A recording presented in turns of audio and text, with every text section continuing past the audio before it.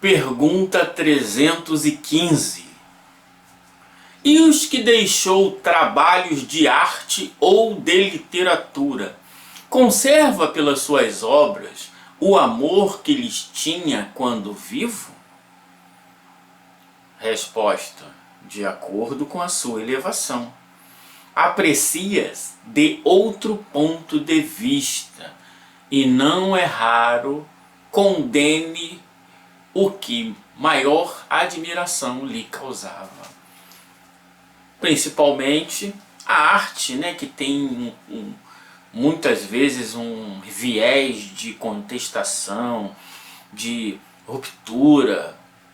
Às vezes o artista é envolvido em certos conceitos que, ao desencarnar, vai para o mundo moral, rever muitos conceitos, e ele poderia passar a condenar aquilo que ele admirava, aquilo que ele buscava, passa a entender de forma diferente o objetivo da arte, o objetivo da sua própria arte, faz uma reflexão sobre a missão que ele tinha em mãos, etc.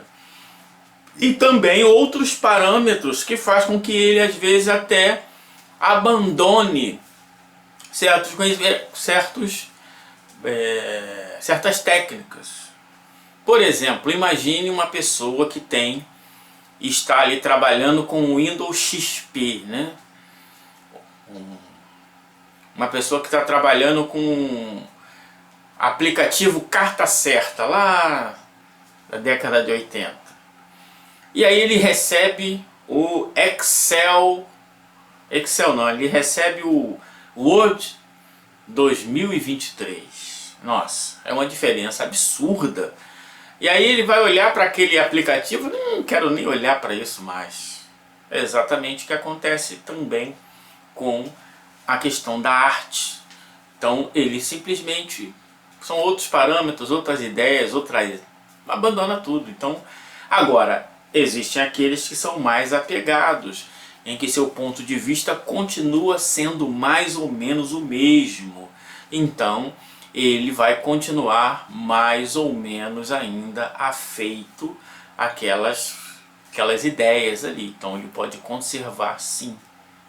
Outra coisa interessante é o seguinte, que traz uma reflexão boa.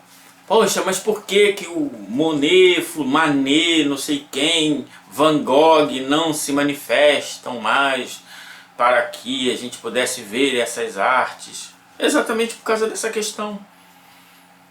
Primeiro, tem que entender o mecanismo da mediunidade.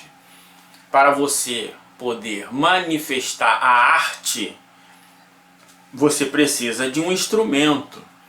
Não adianta você querer botar o Ayrton Sainz, o Ayrton Senna aparecesse para pilotar aquele Fusquinha. Será que ele chegaria a bater novos recordes? Não vai bater novos recordes, porque o Fusquinha não tem performance, não tem condições de dar aso a toda a sua capacidade de direção.